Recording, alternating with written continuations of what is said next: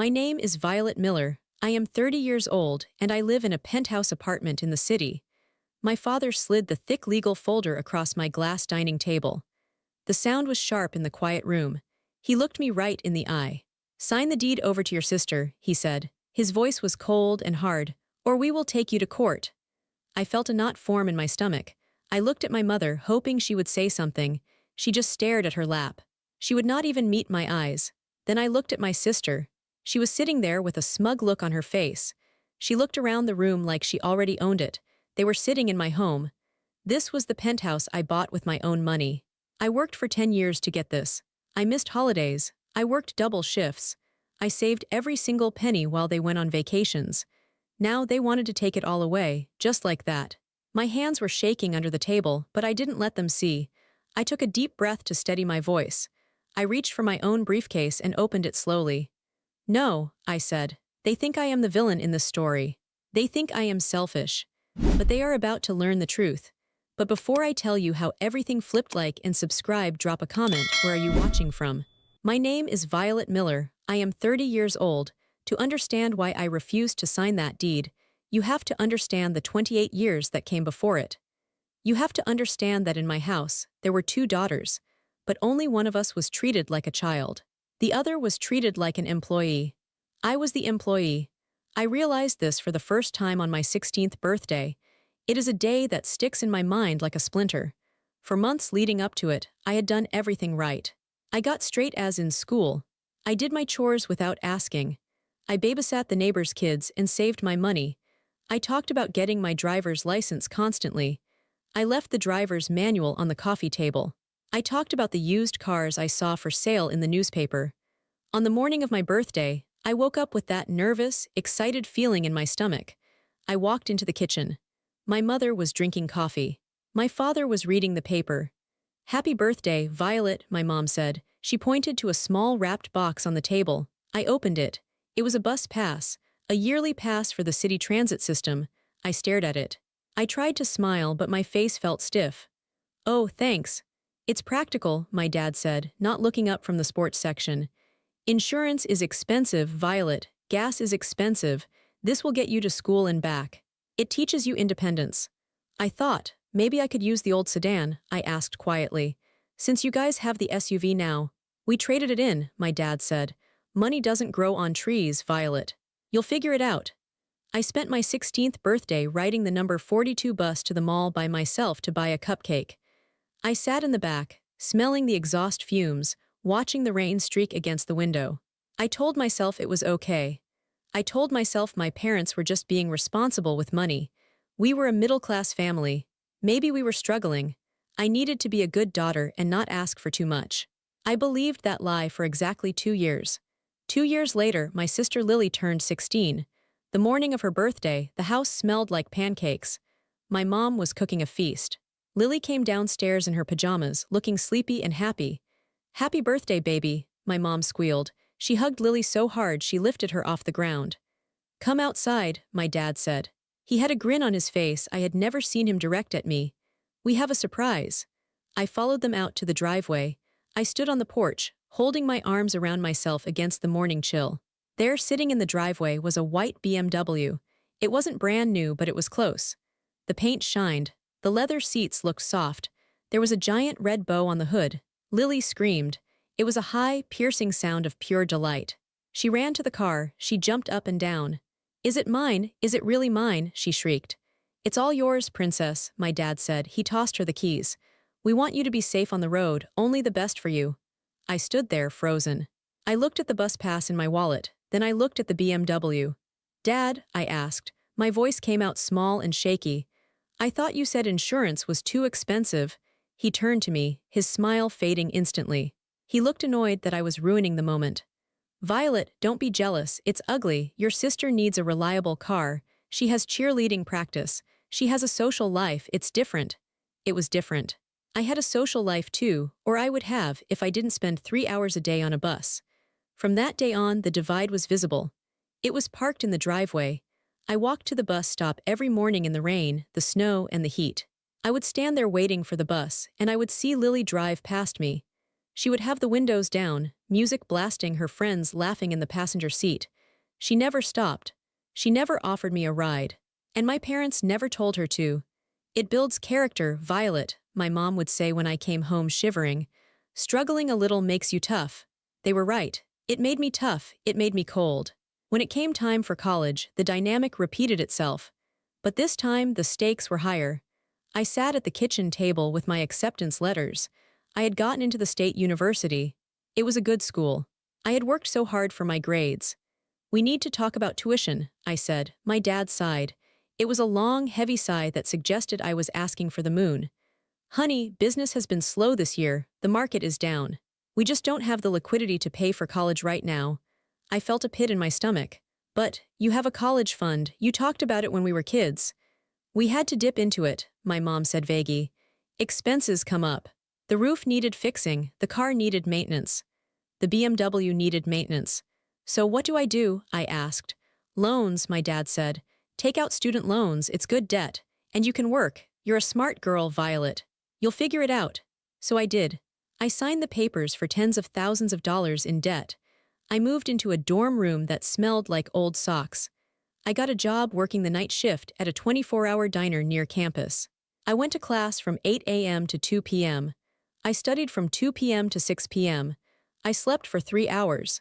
Then I worked at the diner from 10 p.m. to 6 a.m. I was a zombie. I lost weight because I couldn't afford the campus meal plan.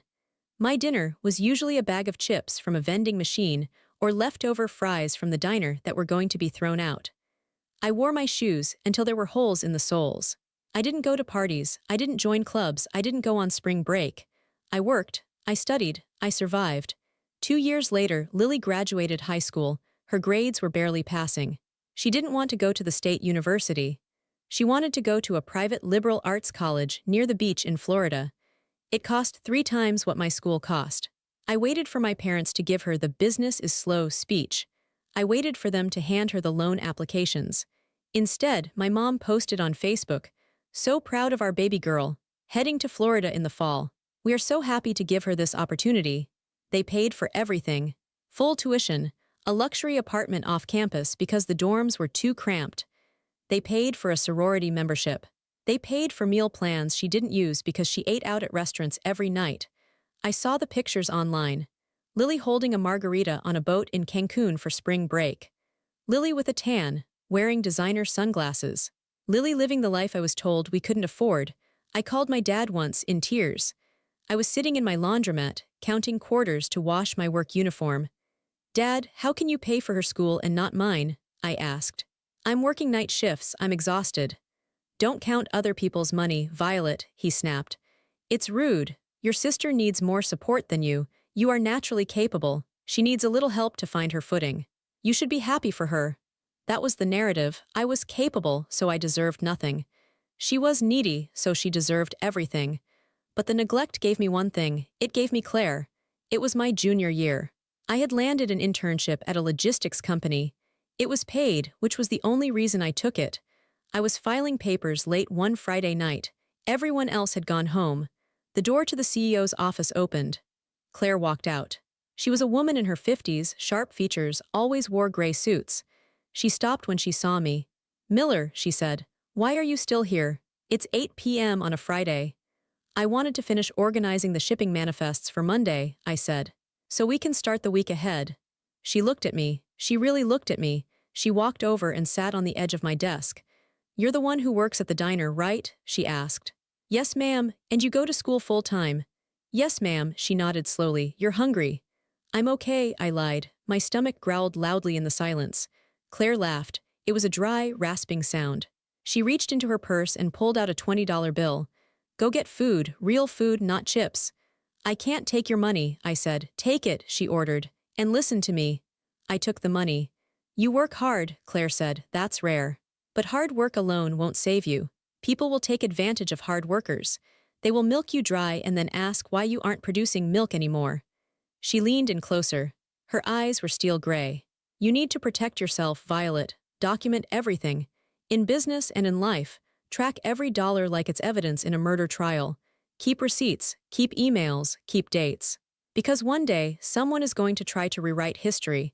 And when that day comes, you need to be able to slap a binder on the table and say, "No, this is what happened." I didn't know it then, but she wasn't just teaching me how to be a good employee. She was giving me the weapon I would use to kill my family's lies. From that day forward, I became obsessed. I bought a scanner. I scanned every paycheck. I scanned every tuition bill. I kept a spreadsheet of every dollar I spent. I saved every text message my parents sent me refusing to help. I wasn't doing it for revenge. Not yet. I was doing it because Claire told me to. I was doing it because it was the only control I had in a life where I felt powerless. I didn't know that 10 years later, those pieces of paper would be the only thing standing between me and losing everything. By the time I was 28, the capable daughter had become a powerhouse. I graduated with honors. I turned my internship with Claire into a full-time job, and then I turned that job into a career. I moved up the ladder fast. I was a senior consultant for supply chain management. I solved expensive problems for big companies, and they paid me very well for it. I lived like a monk for 5 years after college. I paid off my student loans aggressively. Every bonus, every raise, every spare dollar went to the debt. The day I made the final payment, I sat in my car and cried for 10 minutes. I was free. Then I started saving. I stayed in my small studio apartment. I drove a used Honda. I wore simple clothes. My bank account grew and grew. While I was building my fortune, Lily was burning through whatever safety net my parents provided. She graduated with a degree in art history but never used it. She moved back home with mom and dad. She worked odd jobs, receptionist, dog walker, yoga instructor, but quit them whenever she got bored or stressed. My parents bought her a new car when she crashed the BMW. They paid her credit card bills. I watched from a distance. I stopped asking for fairness.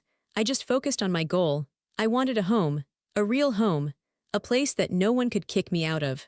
A place where I didn't have to sleep in a drafty room or listen to my parents tell me I was a burden. I found the Penthouse on a rainy Tuesday in November. My realtor, a nice woman named Sarah, took me to the top of a new high-rise downtown. We stepped out of the elevator and she unlocked the heavy oak door. I walked in and my breath hitched. It was magnificent. It was on the 23rd floor. The entire south wall was glass. The city lay spread out below me like a carpet of lights. There were 3 bedrooms, a massive kitchen with quartz countertops, hardwood floors that gleamed. It was quiet. That was the first thing I noticed. It was high above the noise of the traffic. It was high above the noise of my family. "It's a lot of space for one person," Sarah said, watching my face. "I'll grow into it," I whispered. The price was high. It was a stretch, but I had the money. I had the down payment sitting in my savings account, ready to go. "I'll take it," I said. The closing process took a month. Every time I had to sign a document, I felt a surge of pride.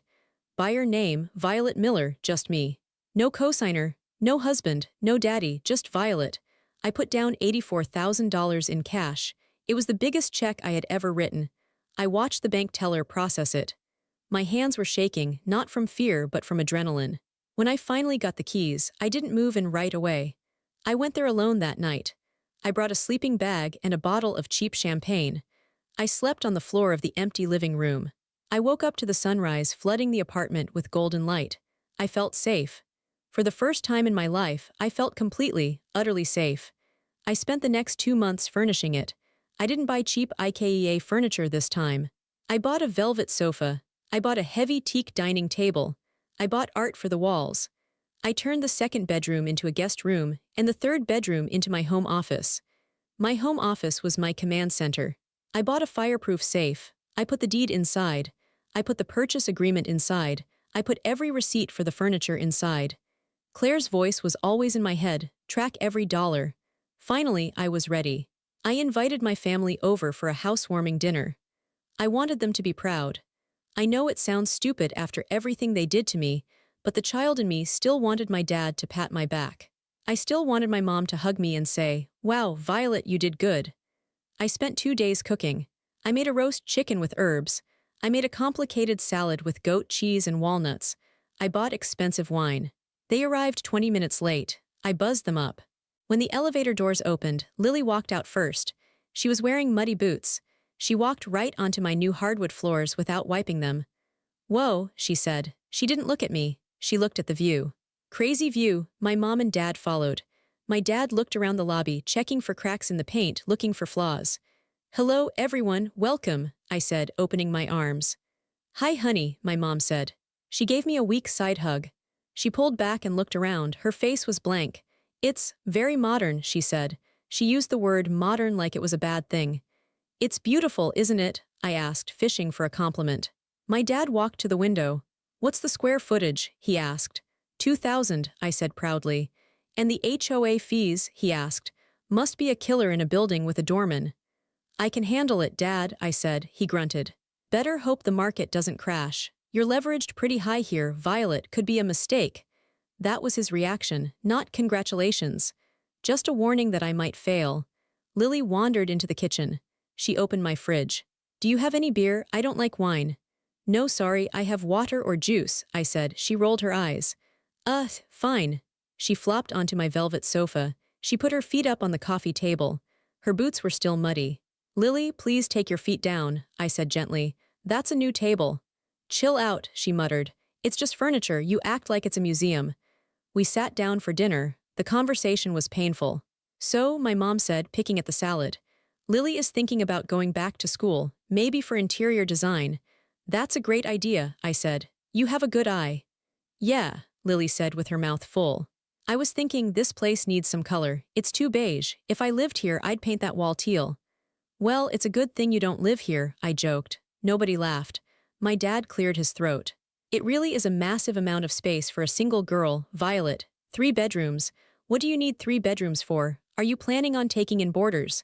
"I have a guest room," I said, "and an office." "An office," my dad scoffed. "You work on a laptop. You can do that at the kitchen table."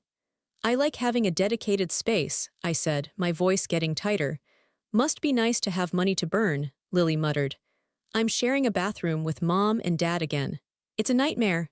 "Well, Violet worked very hard for this," my mom said, but she didn't say it like a compliment. She said it like an excuse, like my hard work was the reason Lily was suffering. After dinner, Lily took out her phone. She walked around the apartment taking selfies. She took a picture in my soaking tub. She took a picture on my balcony. She posted them to Instagram. I got the notification on my phone a few minutes later. The photo was of her holding a glass of my wine, standing in front of my window. The caption read, "Penthouse vibes tonight. Finally a place that fits my style. Number city life, number views, number blessed." She didn't tag me, she didn't mention it was her sister's place. The comments started rolling in. "OMG Lily, did you move? So jealous. You deserve it, girl." Lily liked every comment. She didn't correct anyone. My mom commented on the post, one word, "Nice." I looked at my dad across the table. He was picking his teeth with a toothpick. "So," he said, "how much did this place actually cost?" "What's the bottom line?" I told him the number. He whistled. "That's a lot of debt, Violet, a lot of debt. I hope you know what you're doing." They left an hour later. They didn't help clean up. They didn't bring a housewarming gift. Not even a card. I locked the door behind them. The silence returned. But this time it didn't feel peaceful. It felt lonely. I walked into the kitchen and started scrubbing the dishes. I scrubbed until my hands were red. I was angry. I was so angry I was shaking. Why couldn't they just be happy for me? Why did everything have to be about what I had and what Lily didn't have? I finished cleaning. I poured myself another glass of wine. I walked into my office. I opened the safe. I took out the binder. I sat there for an hour, organizing the papers from the closing. I hole-punched the receipt for the dinner groceries.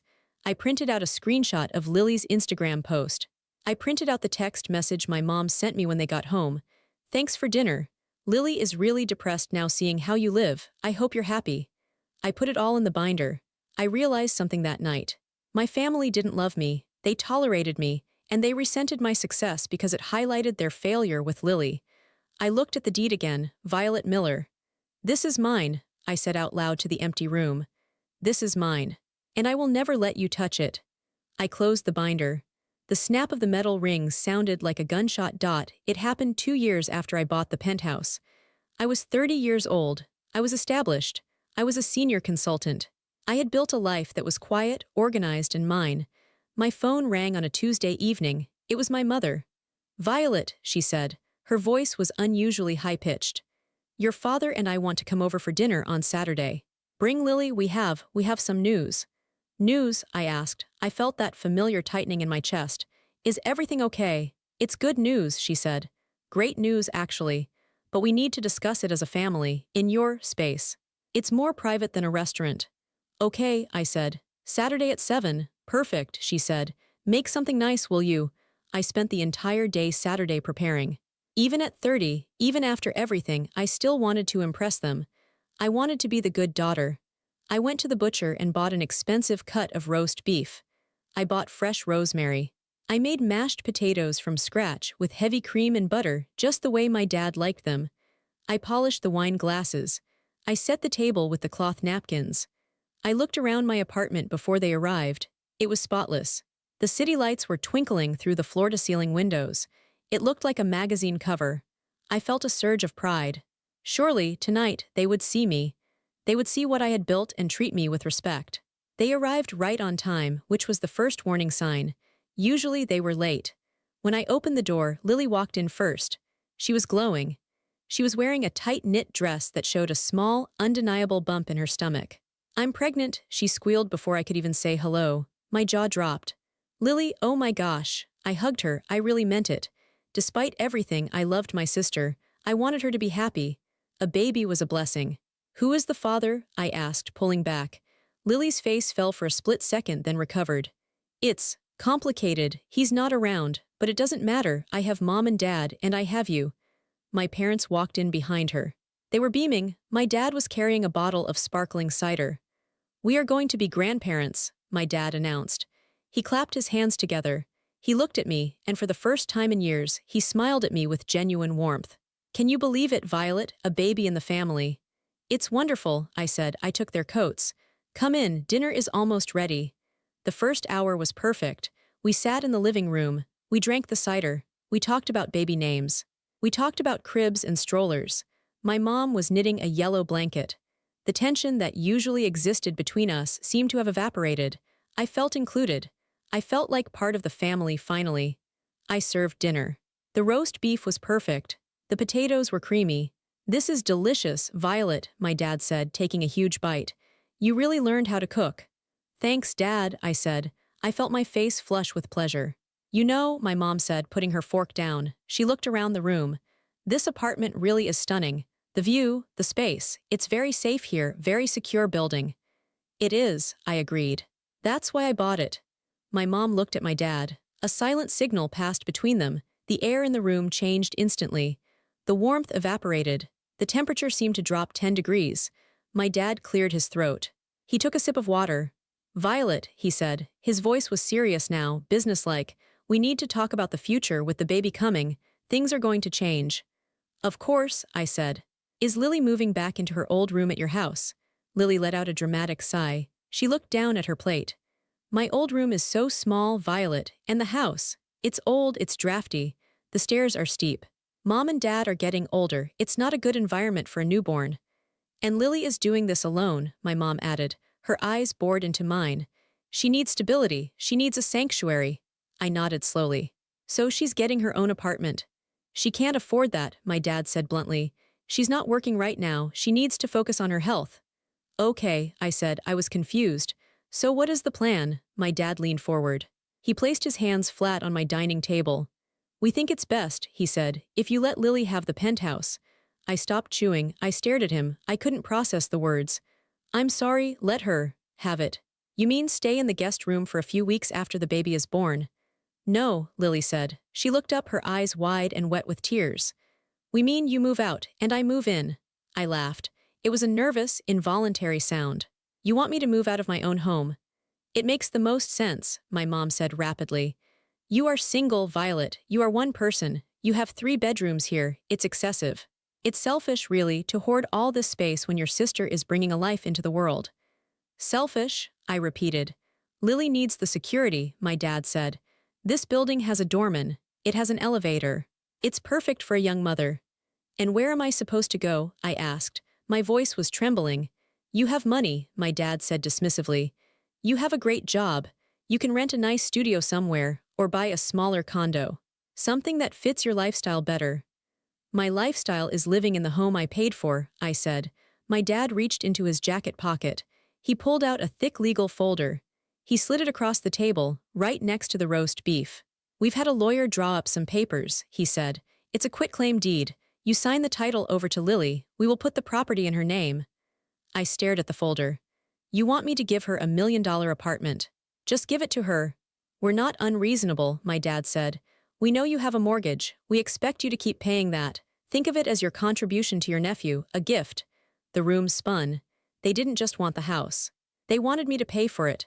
They wanted me to leave, live somewhere else, and continue paying the mortgage on a penthouse for Lily to live in. "You want me to move out," I said slowly, trying to understand the insanity of it. "Give Lily the deed, and keep paying the mortgage." "Family helps family," my mom said. She reached out and touched my hand. Her skin felt cold. "Violet, don't be difficult. This is for the baby." I pulled my hand away. I looked at Lily. She wasn't looking at me. She was looking around the living room, mentally arranging her furniture. She had a small, smug smile on her lips. She had won. She always won. I thought about the bus pass. I thought about the vending machine dinners. I thought about the night shifts. I thought about the $84,000 down payment I scraped together. Something inside me snapped. It wasn't a loud snap. It was a quiet, final click. Like a lock turning, I stood up.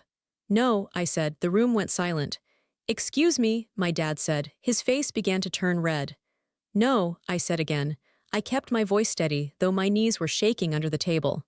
"I will not sign the deed, I will not move out, and I will not pay for Lily to live here." "Violet," my mom gasped. "How can you be so cruel to your pregnant sister?" "It's not cruel to keep what is mine," I said. "I worked for this, I earned this.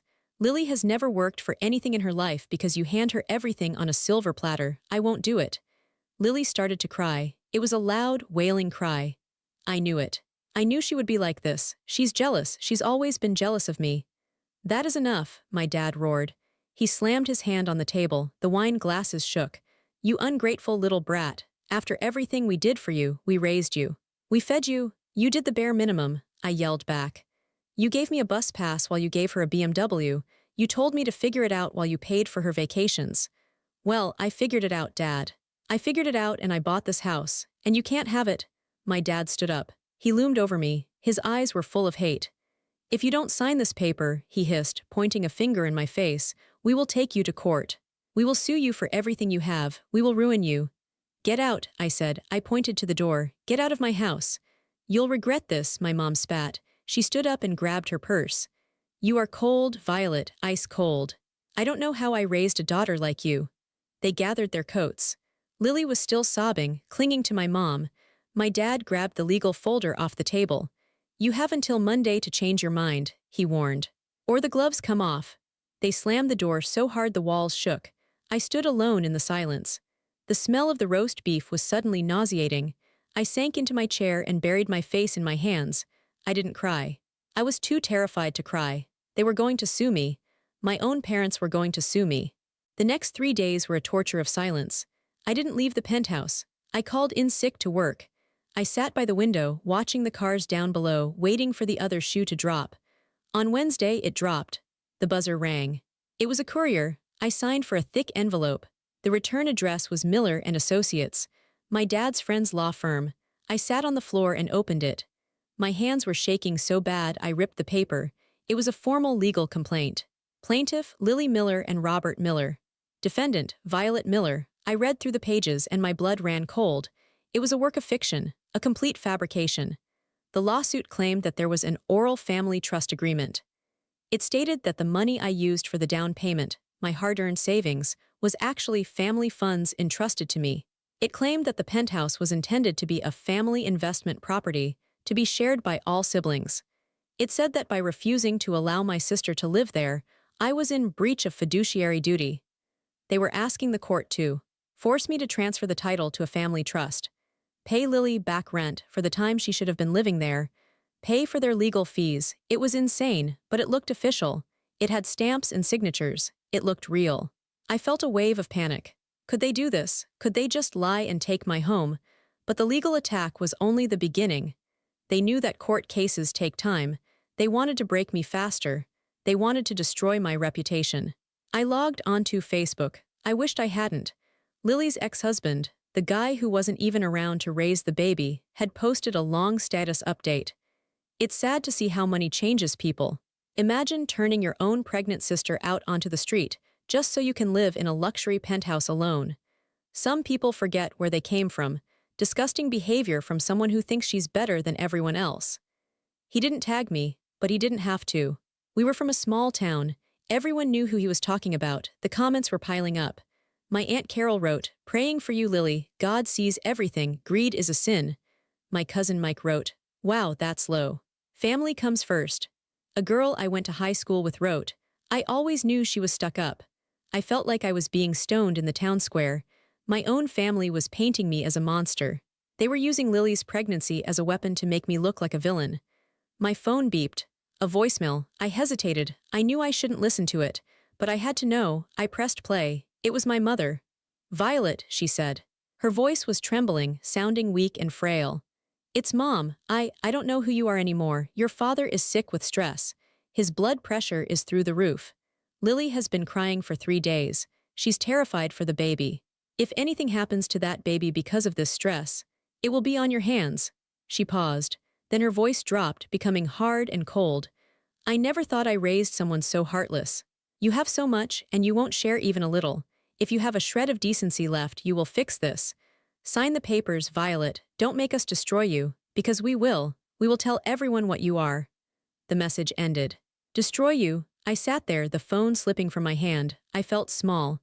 I felt like the 16-year-old girl with the bus pass. Maybe they were right. Maybe I was being selfish. It was just a house. It was just bricks and glass.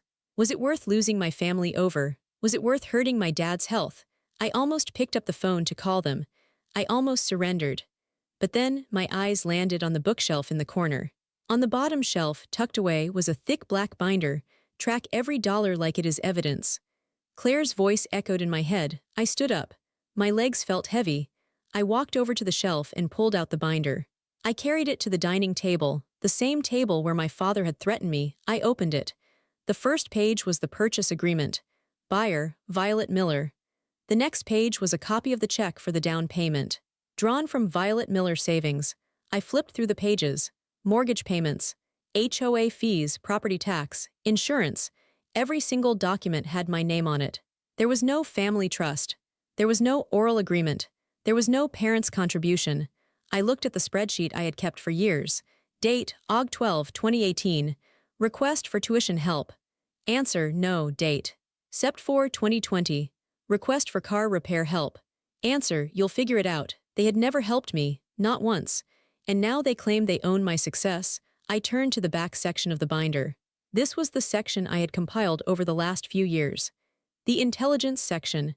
I had found documents my dad left out during visits. I had seen mail at their house. I looked at a credit report for Lily I had found 2 years ago. Credit card debt, $68,000. Status, delinquent. I looked at a property record for my parents' house. Second mortgage taken out, $125,000. Interest rate, variable. I sat back. The pieces clicked together. This wasn't about the baby. This wasn't about Lily needing a safe home. My penthouse had appreciated in value. The equity in it was now worth almost $400,000. If I signed the deed over to Lily, she would own the asset. My parents could help her refinance. They could pull that $400,000 out in cash. They could pay off Lily's credit cards. They could pay off their second mortgage. They could save themselves from financial ruin. And me, I would be left with nothing. I would be paying a mortgage on a house I didn't own while they spent my equity. I wasn't a daughter to them. I was a piggy bank. I was a bailout package. The guilt vanished. The sadness evaporated. In their place, a cold, hard rage settled in my chest. It was a clean feeling. It was the feeling of clarity. They didn't love me. They wanted to harvest me. "Okay," I whispered to the empty room. "You want to play games. You want to talk about evidence." I closed the binder. I picked up my phone. I didn't call my mother. I didn't call my father. I searched for a name Claire had given me years ago. A litigation attorney known for destroying bullies. Diane Cho. I dialed the number. Diane Cho's office. A receptionist answered. "Hello," I said. My voice was steady. "My name is Violet Miller. My family is trying to steal my home. I have a binder full of evidence, and I want to hire you to crush them." The meeting with Diane Cho was unlike any meeting I had ever had. Her office was in a steel-end glass tower on the other side of the city. It smelled like expensive leather and intimidation. Diane was a small woman, but she took up the whole room. She wore a sharp red blazer and glasses with thick black frames. She didn't offer me tea, she didn't offer me sympathy. She pointed to the chair opposite her desk. "Show me what you have," she said. I placed my black binder on her desk. For 20 minutes, the only sound in the room was the flipping of pages. Diane read fast. Her eyes scanned the purchase agreements, the bank statements, the notarized affidavits of my sole ownership. She paused at the spreadsheet where I had tracked my parents' refusal to help me over the years. She stopped at the section about their debts. Finally, she closed the binder. She took off her glasses and looked at me. A small, terrifying smile played on her lips. "They are idiots," she said. I let out a breath I didn't know I was holding. "So, they don't have a case." "Violet," Diane said, leaning forward. "They don't have a case. They have a fairy tale, an oral family trust. In real estate, the statute of frauds requires real estate transfers to be in writing. Unless they have a signed document saying this was a trust, they are blowing smoke." She tapped the binder. "But this is beautiful. You have documented everything. Most people don't do this. Most people trust their families. That is their mistake." "I learned the hard way not to trust them," I said. "Good," Diane said. "Because we are going to use that." She stood up and walked to a whiteboard. She picked up a marker. "Here is what is happening," she said, drawing a circle. "Your parents are broke. Your sister is broke. You are the only one with assets. They are desperate." "The baby," I started. "The baby is a prop," Diane cut me off. "An emotional lever to pry open your wallet. If they really cared about the baby, they wouldn't be trying to financially ruin the only person in the family capable of actually helping the child." She drew a line from the circle to a word she wrote in all caps.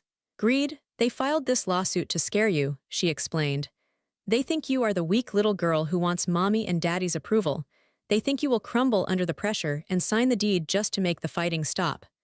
She looked at me. "Will you?" I thought about the voicemail. I never thought I raised someone so heartless. I thought about the BMW in the driveway. I thought about the vending machine dinners. "No," I said. "I want to fight." "Good," Diane said. "Then we don't just defend, we attack." She sat back down. "Here is the strategy. Step 1, we file a motion for declaratory judgment. We ask the court to immediately rule that you are the sole owner based on the deed. Simple. Step 2, she continued. We file a counterclaim, abuse of process. They filed a frivolous lawsuit to harass you. We sue them for your legal fees. We sue them for emotional distress. We sue them for defamation regarding the social media posts." My eyes widened. "Sue them back. If you want them to stop, you have to make it too expensive for them to continue," Diane said. "Bullies only respect pain." "And step 3, she said, her voice dropping to a whisper. We audit them. In the discovery phase, we demand to see their finances. We force them to reveal the second mortgage. We force them to reveal Lily's debts. We put their shame on the public record." I felt a cold shiver go down my spine. It was brutal, it was aggressive. "Do it," I said. Diane nodded. "I will draft the papers tonight. But Violet, you need to be ready. When we file this, they are going to scream. They are going to come at you harder. You cannot engage. You cannot talk to them. No texts, no calls, no family dinners." "Silence is your shield," she said. "Let me be your sword." I went home that night feeling lighter than I had in a week. I blocked my parents' numbers. I blocked Lily. I blocked my aunt and my cousin. I went to my window and looked out at the city. My city, my home. They wanted a war. They were going to get one. 2 days later, Diane filed the motion. The reaction was immediate. Since I had blocked their phones, they showed up. I was in my kitchen making coffee on Saturday morning when the buzzer rang. I ignored it. It rang again and again. Then my phone buzzed with a notification from the front desk. "Concierge, Miss Miller, your parents are in the lobby. They are demanding to see you." "They are," causing a scene. I pressed the intercom button. "Tell them to leave, please. If they don't, call the police." "Understood, Miss Miller." I watched from my balcony. 5 minutes later, I saw my parents walking out of the building. My dad was gesturing wildly, yelling at the doorman. My mom looked small and defeated. They got into their old car, not the BMW that was long gone, and drove away. I didn't feel guilty. I felt safe. The boundaries were finally going up. But the real victory came 2 weeks later. The discovery phase began. Diane made good on her promise. She sent a demand for their financial records. We found out the truth. The deep, ugly truth. My parents weren't just in debt. They were drowning. The second mortgage on their house was $125,000, yes, but they also had $40,000 in credit card debt. They had taken out a loan against my dad's life insurance policy. They were 3 months behind on their property taxes. And Lily was a financial black hole. She owed money to 3 different banks. She had a repossessed vehicle on her record from last year that they had hidden from me. Diane laid the papers out on her desk. "Look at this," she said, pointing to a bank statement from my parents. "Look at the dates." I looked. Oct 4, $500 withdrawal casino. Oct 12, $800 withdrawal casino. Oct 20, $1,200 withdrawal casino. My dad, he had a gambling problem. I stared at the numbers. The slow business. The no money for college. It wasn't just favoritism, it was addiction. He had gambled away my college fund. He was gambling away their retirement. And now he was trying to steal my house to feed the machine. "Oh my God," I whispered. "This is the smoking gun," Diane said. "They are claiming they gave you family funds for the apartment. These records show they didn't have any funds to give. They were insolvent." She closed the file. "We have them, Violet. We have them by the throat. We are going to schedule a settlement conference, and we are going to end this. We had the evidence of the gambling. We had the evidence of the lies. But Diane warned me that having the truth isn't enough. You have to use it correctly. You have to set a trap. We don't just walk into court and scream that your dad is a gambler," Diane said. She was pacing around her office, looking like a general planning an invasion. "We need to corner them. We need to make them realize that if they push this to a trial, they will be publicly destroyed." The strategy was precise. First, the declaratory judgment. This was the legal shield. It was a formal request for the judge to look at the deed, my clean, undisputed deed, and declare me the sole owner. It cut through all their stories about oral agreements. Second, the cease and desist. This was to stop the harassment. Diane sent a letter to my parents, my sister, and even Lily's ex-husband. It stated that any further false statements on social media would result in a defamation lawsuit. It worked. The Facebook posts stopped that same afternoon. Third, the threat of counterclaim. This was the sword. We drafted a document outlining abuse of process. We calculated my legal fees. We calculated the emotional distress. We put a dollar figure on it, $50,000. If they lost, they wouldn't just walk away. They would owe me money they didn't have. "Now," Diane said, stopping in front of me, "the hardest part for you is going to be the silence." "I can be silent," I said. "I mean total silence," she insisted. "They are going to try to contact you. They will cry, they will scream, they will show up at your work. You cannot engage. Every time you answer the phone, you give them hope that they can manipulate you. Silence is the only thing that scares a narcissist." I went home and followed her instructions. I sat in my penthouse. The silence was heavy. I felt isolated. I felt like a bad daughter. The guilt came in waves. Maybe I'm being too hard on them. Maybe Dad really is sick. But then I would look at the binder. I would look at the page showing the $1,200 withdrawal at the casino on the same day I had asked for help with my textbooks in college. The guilt would turn back into steel. One night, feeling particularly vulnerable, I did something Diane suggested as insurance. I set up my camera on a tripod in my living room. I sat on my sofa. I hit record. "My name is Violet Miller," I said to the lens. "Today is October 14th. I am recording this statement to document the harassment I am receiving from my family regarding my property." I spoke for 20 minutes. I told the whole story. I told about the BMW. I told about the threats. I kept my voice calm. I didn't cry. I just stated the facts. "I am afraid of my family," I said at the end. "I am afraid they will lie to take what I have built. But I am not going to let them." I saved the video to a thumb drive and put it in the safe with the binder. It felt like I was locking away my fear. For 2 weeks, the silence from my end was absolute. My parents tried everything. They sent flowers. I donated them. They sent cards with photos of me as a baby. I put them in the binder. My dad showed up at my office lobby. Security turned him away. The silence was working. They were getting desperate, and desperate people make mistakes. Their lawyer called Diane. He sounded tired. "Can we talk?" he asked. "We can meet," Diane said. "But tell your clients to bring a pen, because the only way this ends is with a signature." We set the date for the settlement conference. November 2nd, the day it would all end. The conference room was cold. It was on the 40th floor of Diane's building. The walls were glass. Behind us, the city skyline looked gray and imposing. I sat on one side of the long mahogany table. Diane sat next to me. The black binder was in front of me. My family walked in. My dad looked 10 years older. His skin was gray. He walked with a shuffle. My mom looked terrified. She was clutching her purse like a shield. Lily walked in last. She looked angry. She glared at me as she sat down. She didn't look like a victim today. She looked like a spoiled child who had been told no for the first time. Their lawyer, a man named Mr. Henderson, looked exhausted. He opened his briefcase. "Let's keep this civil," Mr. Henderson said. "My clients just want a fair resolution. They want to ensure the safety of the grandchild." "There is no resolution involving my client's property," Diane said. Her voice was sharp, like a whip crack. "The property belongs to Violet Miller, period." "We have witnesses," my dad blustered. "People who heard us talk about the family trust." "You have drinking buddies, Bob," Diane said. She didn't call him Mr. Miller. She called him Bob. It was a power move. "And we have bank records." Diane stood up. She picked up the binder. "Mr. Henderson," she said, "before you pursue this lawsuit any further, I think you should see what we found in discovery." She slid a packet of papers across the table. Mr. Henderson picked them up. He started reading. I watched his face. At first he looked bored, then his eyebrows went up, then he went pale. He stopped reading and looked at my dad. "Bob," he asked, "is this accurate?" My dad wouldn't look at him. He was staring at the table. "What is it?" Lily asked. "What does it say?" "It says," Diane answered for him, "that your parents are insolvent. It says your father has gambled away over $200,000 in the last 5 years. It says there is a second mortgage on their house that is currently 60 days overdue." Lily froze. She turned to my dad. "Dad, you said you had money saved for the baby." "I do," my dad yelled. "I have a system. It's coming back.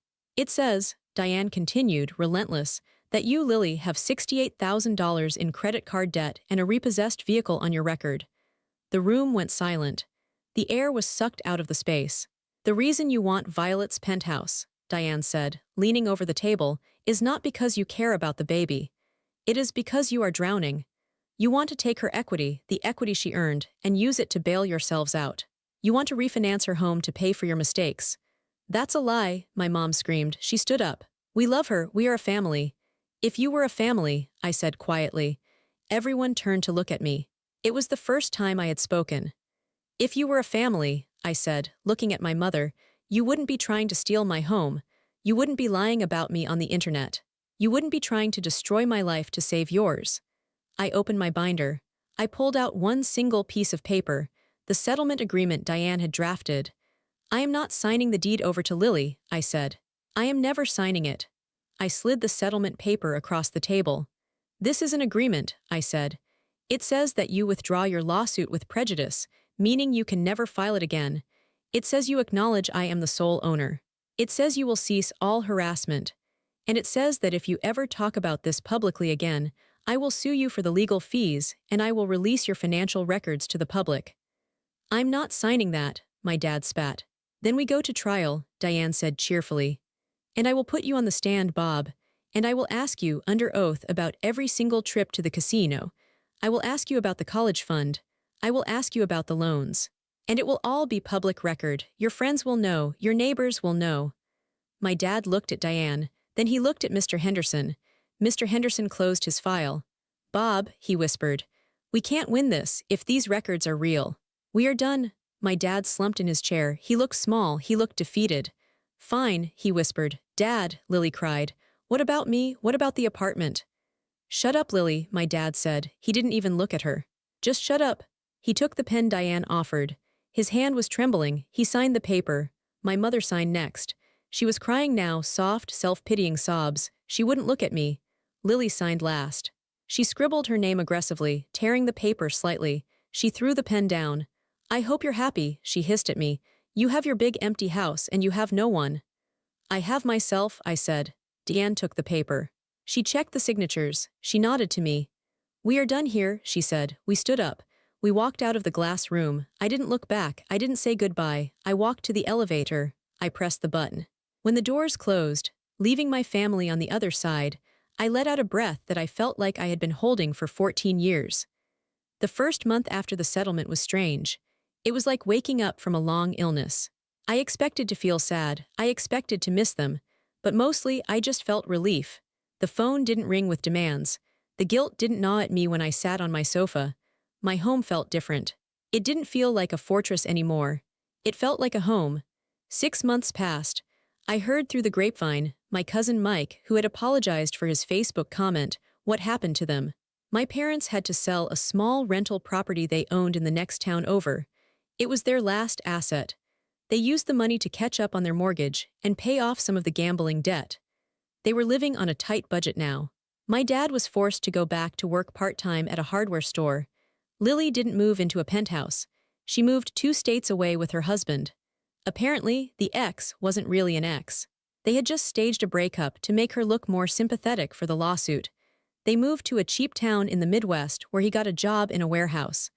I saw a picture of the baby on Facebook. A cute little boy. I felt a twinge of sadness that I wouldn't know him. But then I remembered the price of admission to his life was my own destruction. It was a price I wasn't willing to pay. As for me, I refinanced the penthouse. Since I had undisputed title now, I got a much better interest rate. My monthly payments went down.